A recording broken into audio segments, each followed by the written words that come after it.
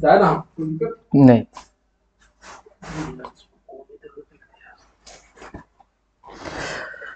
हाँ तो दोस्तों आइए हम लोग पढ़ते हैं झारखंड का जो हम लोग ज्योग्राफी आधे कर लिए थे, आधा बचा होगा, उसको आगे कंटिन्यू करते हैं दोस्तों। हम लोग और दोस्तों लोगों से भी बताइए कि यहाँ पे झारखंड का हो रहा है।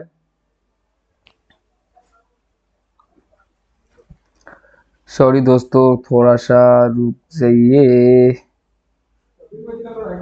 नहीं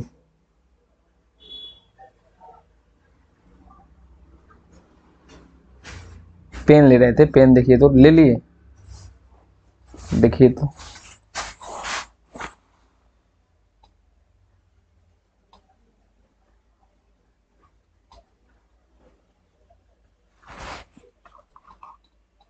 चलिए ठीक, धन्यवाद। तो दोस्तों आइए हम लोग चलते हैं और ज्योग्राफी को जहां हम लोग खत्म किए तो वहीं से स्टार्ट करते हैं। चलिए फर्स्ट क्वेश्चन है हमारा कि झारखंड से बहने वाली दामोदर नदी को क्या कहा जाता है? बंगाल की शोक कहा जाता है। दोस्तों दामोदर नदी झारखंड की सबसे प्रमुख नदी है, ठीक है, जिसे भ्रंश घाटी से होकर बहने वाली भी नदी है, एकमात्र नदी है जो, ये भी याद रखना है दोस्तों। बंगाल का शोक के नाम से भी जाना जाता है, याद रखना। आगे चलते हैं दोस्तों कि निम्न में से किस नदी को शोक नदी भी कहा जाता है? अभी हम लोगों ने पढ़ा जैसा कि दोस्तों कि दामोदर नदी को शोक नदी भी कहा जाता है। दामोदर नदी भारत के किस राज्य से शुरू होती है? झारखंड से शुरू होती है दोस्तों, झारखंड से शुरू होती है दोस्तों दामोदर नदी, हम लोगों को याद रखना है।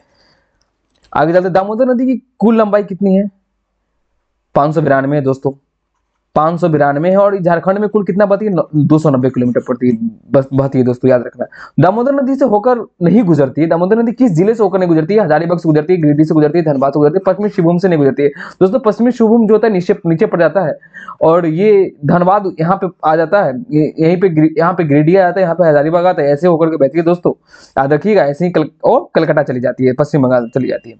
बराकर नदी की कुल लंबाई 225 किलोमीटर है दोस्तों, याद रखना है। आगे चलते दोस्तों, बराकर नदी का उद्गम स्थान क्या है?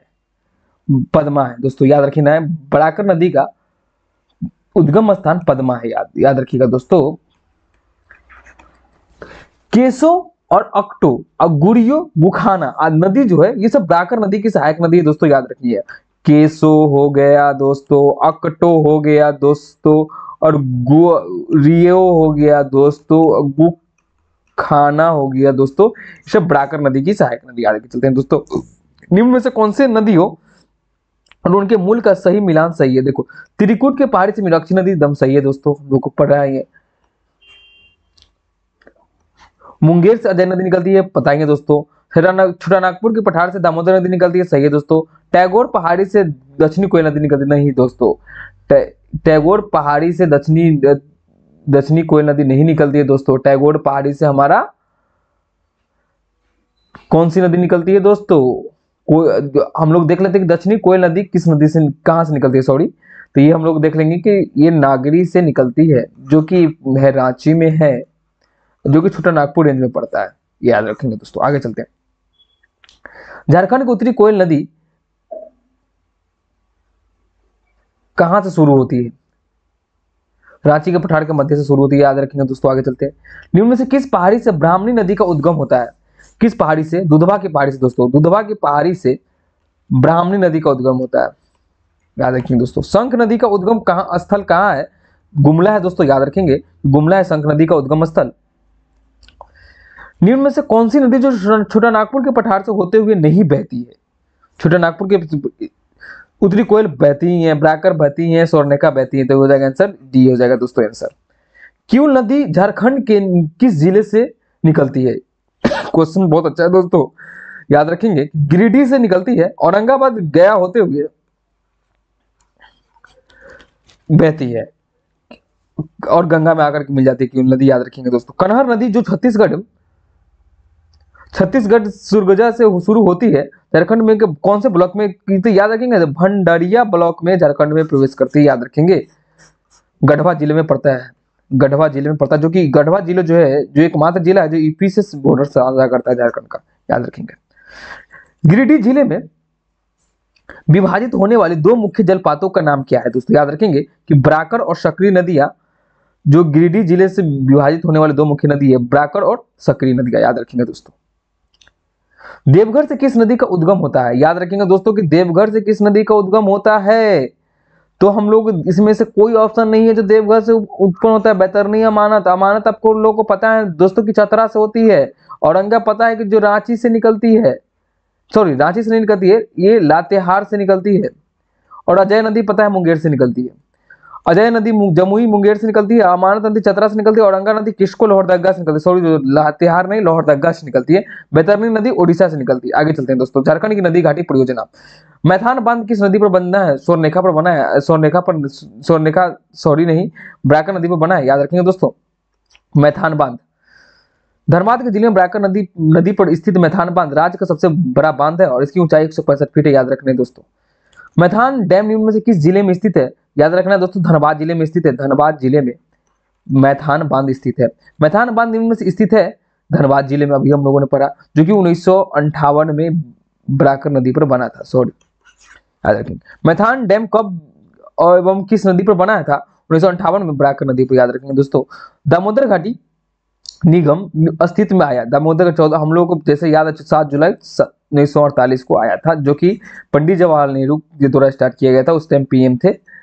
और इनको दामोदर घाटी और इस समय भारत का मंदिर भी कहा जाता था ये परियोजना को। चलो ठीक है, आगे चलते हैं। डीवीसी परियोजना को। दामोदर घाटी निगम की स्थापना हुई थी 1948 में दोस्तों। याद रखेंगे। दामोदर घाटी परियोजना में बांधों की कुल संख्या कितना? 8 है। हाँ दोस्तों 8 है। बांधों की कुल संख्या 8 है। देखिए विद्युत परियोजना 3 है, जल विद्युत परियोजना 6 है। याद रखना दोस्तों। और ताप विद्युत परियोजना 3 है। याद रखना है। ये आगे दोस्तों आगे चलते हैं। और एक है दोस्तों अवरोधक बांध भी है, जो कि दुर्गापुर अवरोधक बांध। याद रखना है दोस्तों। तापीय विद्युत है, एक चंद्रपुरा है, एक दुर्गापुर है, एक बोकारो है। याद रखना है कि चंद्रपुरा, बोकारो और दुर्गापुर ये तापीय विद्युत केंद्र है दोस्तों। याद रखना है। तिलैया बांध यह नदी पर तिलैया बांध कौन सी नदी पर निर्मित है? ब्राकर नदी पर। तिलैया बांध 1953 में, जो कि डीवीसी का पहला है। डीवीसी वही दामोदर घाटी वैली।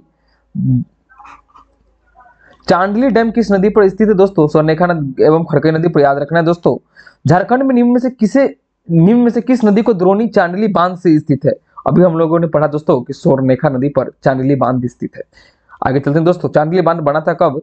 1982 से 83 में बना था दोस्तों। और ये 5वीं पंचवर्षीय योजना के अंतर्गत आता है। याद रखना दोस्तों। तिलैया बांध झारखंड में कोडरमा एवं हजारीबाग जिलों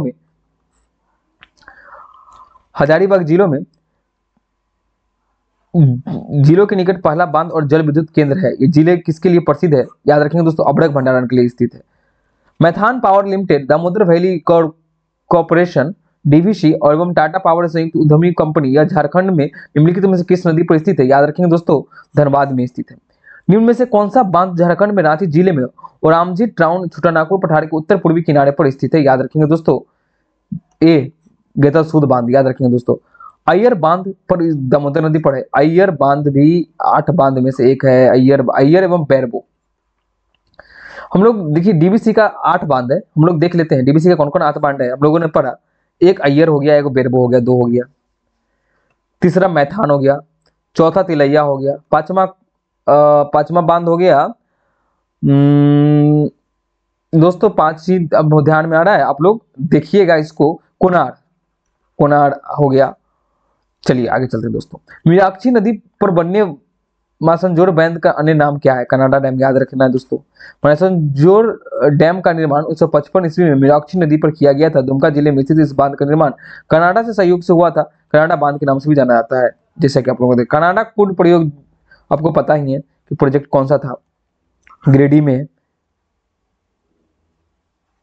सॉरी कुनार कुंड है। सॉरी कनाडा कुंड नहीं है दोस्तों। कुनार कुंड जो दुमका में पड़ता है, कुनार कुंड जो है गिरिडीह में पड़ता है। याद रखेंगे। पलाना डैम झारखंड की किस नदी पर निर्मित है? स्वर्णरेखा नदी पर। पलाना डैम स्वर्णरेखा नदी पर निर्मित है दोस्तों। आगे चलते हैं। झारखंड के जल प्रपात देखते हैं। झारखंड में नवीकरणीय संसाधन में समृद्ध है क्योंकि प्रचुर मात्रा में जल प्राप्त है। क्या कह रहा है कि झारखंड में नवीकरणीय संसाधन से समृद्ध है क्योंकि प्रचुर मात्रा में जल प्राप्त है। दोस्तों देखते हैं कि प्रचुर मात्रा में जल प्राप्त एवं झरने प्रचुरता के कारण झारखंड में अक्षय और जल संसाधनों की समृद्धि है। सही बात है दोस्तों। आगे चलते हैं। झारखंड में छोटा नागपुर के इलाके में कई झरने एवं इनमें से कौन से इलाके में सबसे अधिक संख्या में झरने? रांची में जो झरने का शहर कहा जाता है दोस्तों, रांची को झरनों का शहर कहा जाता है दोस्तों, या सिटी ऑफ लेक। देखिए रांची में झरना कौन कौन सा, हुंडरू है, दसम है, जोहा है, सीता है, जैसे कई झरना यहाँ पे है, हुंडरू, दसम, जोहा एवं सीता। हुंडरू रांची में कितनी दूरी पर है सड़क रास्ते से? 45 किलोमीटर दूरी पर स्थित है दोस्तों। याद रखना है कि हुंडरू जलप्रपात रांची जिले से अनगढ़ प्रखंड में रांची पुरुलिया मार्ग पर है। याद रखना है दोस्तों। हुंडरू फॉल्स कौन सी नदी से गिरती है? याद रखना है दोस्तों, स्वर्णरेखा भी हम लोगों ने पढ़ा है कि स्वर्णरेखा नदी से हुंडरू फॉल्स गिरती है। आगे चलते हैं दोस्तों। झारखंड में सबसे ऊंचा जलप्रपात कौन सा है जहां जल 100 मीटर की ऊंचाई से गिरती है? ये याद रखना है दोस्तों, हुंडरू फॉल्स है। याद रखना। आगे चलते हैं दोस्तों, इसका व्याख्या भी हम लोग देखेंगे कि झारखंड का दूसरा सबसे ऊंचा जलप्रपात हुंडरू जलप्रपात है, जिसकी ऊंचाई 98 मीटर 320 फीट कह सकते हैं दोस्तों। ये स्वर्णरेखा नदी पर स्थित झारखंड का सबसे ऊंचा जलप्रपात बूढ़ाघाट है। इसमें ये भी बोल दिया दोस्तों कि झारखंड का सबसे ऊंचा है बूढ़ाघाट, जो कि बूढ़ा नदी पर है। बूढ़ाघाट है जो कि बूढ़े नदी पर स्थित है, और दूसरा है हुंडरू जलप्रपात है। याद रखना दोस्तों। रांची के निकट अवस्थित हुंडरू जलप्रपात किस की ऊंचाई बताइए? अभी हम लोगों ने पढ़ा कि 98 मीटर है और 320 फीट है, जो कि ऑप्शन में नहीं है दोस्तों। आगे चलते हैं। स्वर्णरेखा नदी हुंडरू फॉल्स में कितनी ऊंचाइयां से गिरती है? अभी हम लोगों ने पढ़ा 320 फीट दोस्तों। 320 फीट हम लोगों को दोस्तों रटना है, रट जाना है कि 320 फीट से ही गिरती है दोस्तों। अब आइए चलते हैं, आगे चलते हैं। हुंडरू जलप्रपात झारखंड की किस नदी पर स्थित है? स्वर्णरेखा नदी पर स्थित है दोस्तों। स्वर्णरेखा नदी पर स्थित है। आगे चलते हैं दोस्तों कि राजमहल पहाड़ियां में निम्नलिखित में से कौन सा महत्वपूर्ण झरना शामिल है? सी मोतीझारा। मोतीझारा है दोस्तों, याद रखना है। साहेबगंज के राजमहल में स्थित मोतीझारा जलप्रपात की ऊंचाई 46 मीटर है। मोतीझारा के 46 मीटर है, याद रखेंगे। 150 फीट के अंतर्गत आता है मोतीझारा जलप्रपात।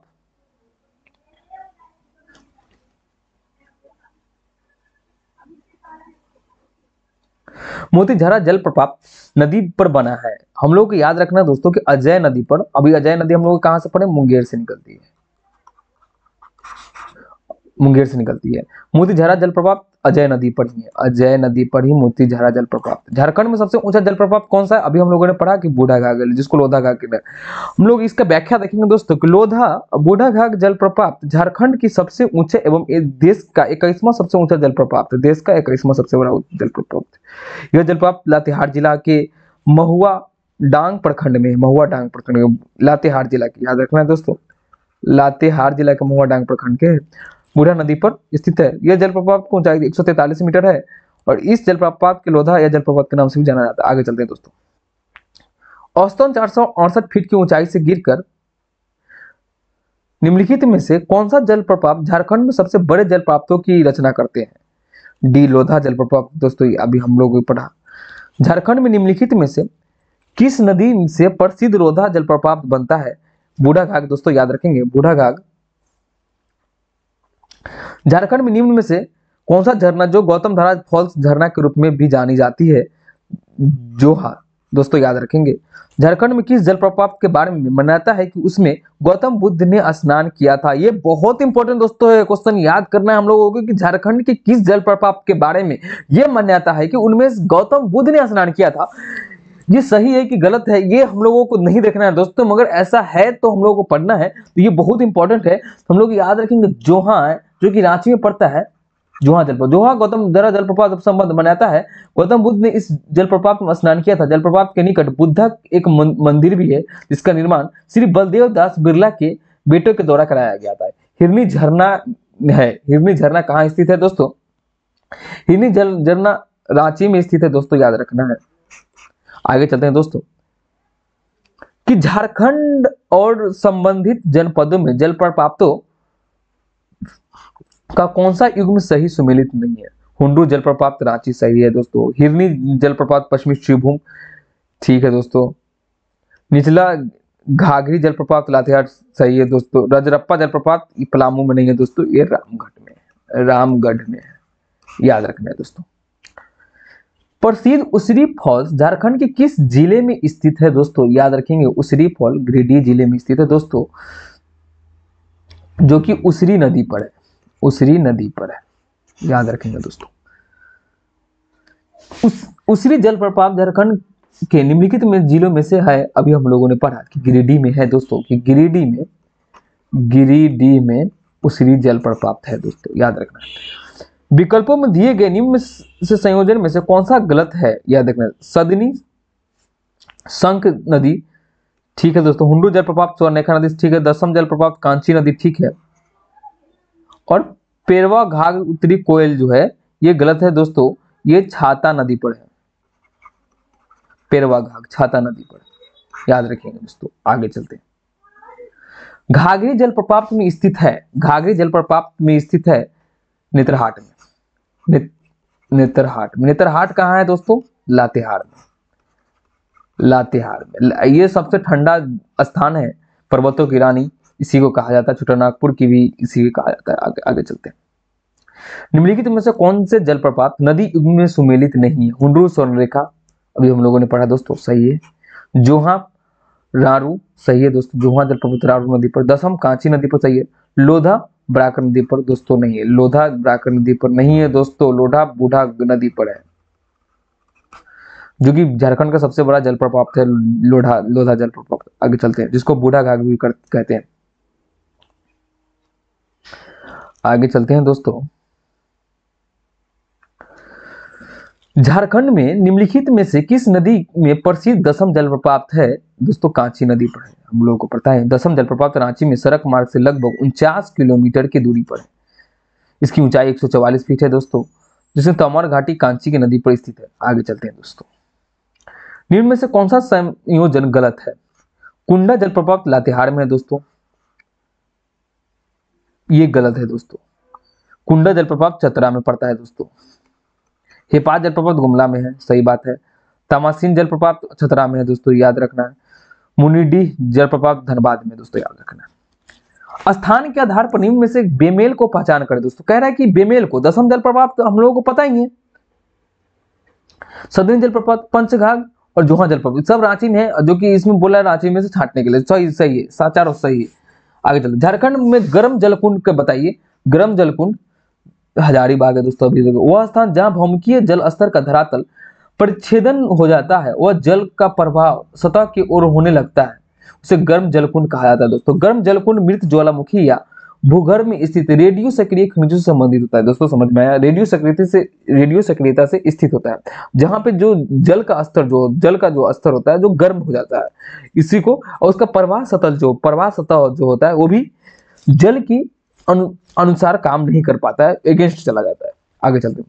सूरजकुंड के गर्म पानी का स्रोत झारखंड में किस जिले में स्थित है, अभी हम लोगों ने पढ़ा हजारीबाग में। झारखंड के सर्वाधिक गर्म जलकुंड जिसे सूरजकुंड कहा जाता है, हजारीबाग जिला में स्थित है। इसका तापमान 88 डिग्री है, जिसको हम फ़ारेनहाइट में चेंज करेंगे दोस्तों तो 190 फ़ारेनहाइट होगा। आगे चलते हैं दोस्तों।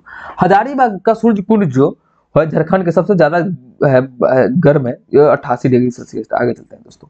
झारखंड का सर्वाधिक गर्म कुंड किसे कहा जाता है, जिसको सूरजकुंड कहा जाता है, हजारीबाग में, याद रखेंगे दोस्तों। ततलोई गर्म पानी का झरना कहाँ स्थित है दोस्तों, दुमका में स्थित। ततलोई याद रखेंगे दोस्तों।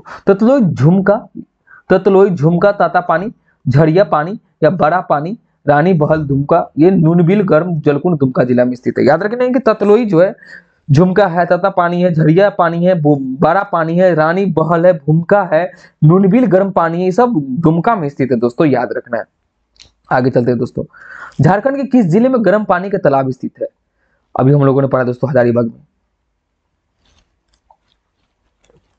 आइए झारखंड की झील पर, झारखंड में किस जिले में तोपामची झील स्थित है, धनबाद में स्थित, याद रखेंगे दोस्तों कि तोपामचा झील स्थित है झारखंड के धनबाद में। तोपामची धनबाद जिले में स्थित एक कृत्रिम झील है, जो स्वर्ण चतुर्भुज में स्थित है, स्वर्ण चतुर्भुज में कृत्रिम झील है, याद रखेंगे दोस्तों कि कृत्रिम झील है,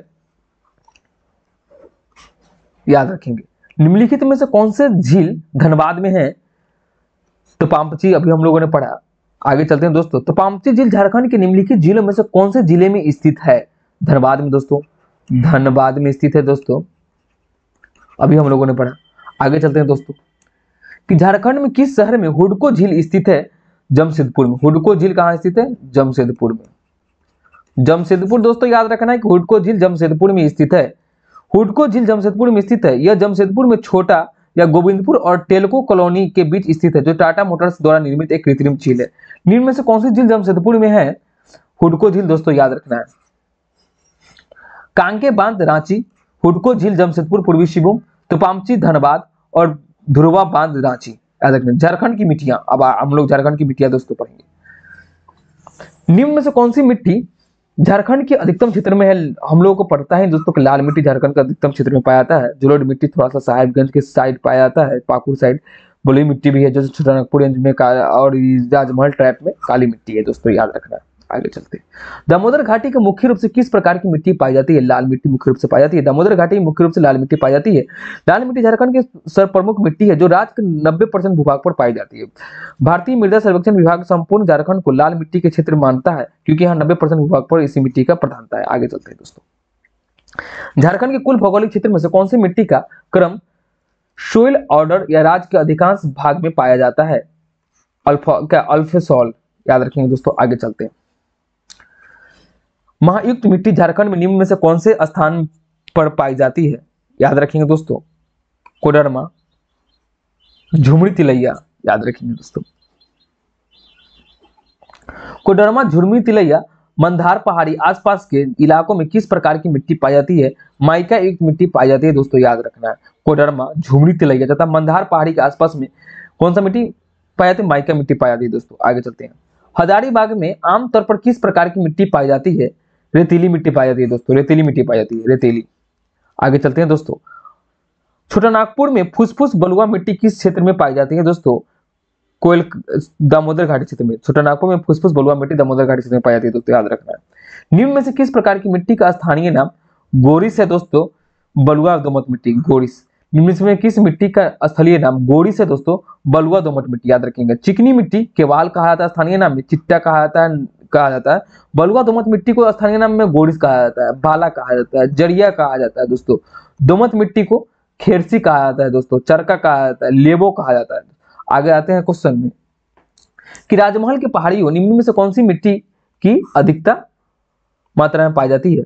काली मिट्टी। हम लोग अभी ने पढ़ा दोस्तों कि राजमहल की। आगे चलते हैं दोस्तों। झारखंड में किस स्थान में लेटराइट मिट्टी नहीं पाई जाती है? डी, राजमहल में, क्योंकि यहाँ काली मिट्टी पाई जाती है। पलामू, रांची के पश्चिमी हिस्से में, संथाल के कुछ भागों में पाई जाती है लेटराइट मिट्टी। दुमका जिले में की मिट्टी उर्वरता क्यों खराब है? क्योंकि व्यापक कटाव के कारण, अम्लीय प्रवृत्ति के कारण, कम पानी के रखने की क्षमता के कारण, यही सब कॉज है दोस्तों दुमका जिले में मिट्टी की उर्वरता शक्ति को कम होना है। ठीक है दोस्तों, आगे चलते हैं। निम्न में से किस क्षेत्र में काली मिट्टी पाई जाती है दोस्तों? राजमहल में। राजमहल में दोस्तों काली मिट्टी पाई जाती है, अभी पढ़ा हम लोगों ने। छोटानागपुर के पठार में कौन सी मिट्टी प्रमुख है दोस्तों? अभी हम लोगों ने जैसे कि देखा काली मिट्टी। छोटानागपुर के पठार में कौन सी मिट्टी प्रमुख है दोस्तों? काली मिट्टी दोस्तों। ठीक है दोस्तों, हम लोग आज यहीं तक समाप्त करते हैं। झारखंड की कृषि कल हम लोग स्टार्ट करेंगे दोस्तों और पढ़ेंगे दोस्तों। ठीक है दोस्तों, आगे चलते हैं। और इसको शेयर भी कीजिए दोस्तों और अपने दोस्तों को भी बताइए और पढ़िए। हम लोग झारखंड कल ज्योग्राफी खत्म कर लेंगे दोस्तों। चलते हैं दोस्तों। जय हिंद दोस्तों।